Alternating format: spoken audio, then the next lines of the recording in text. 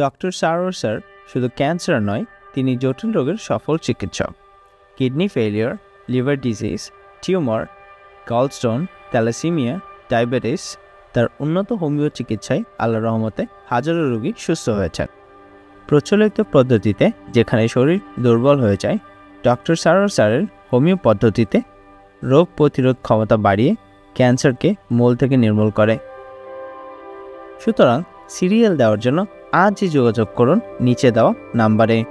Doctor Sarwar sir রোগী দেখেন শনিবার থেকে সোমবার ঢাকা পল্টন এবং মঙ্গলবার থেকে বৃহস্পতিবার হবিগঞ্জ, সকাল 10টা থেকে সন্ধ্যা 6টা পর্যন্ত। সুতরাং ক্যান্সার হলে অ্যান্সার নেই, এই কথার ভিত্তি নেই।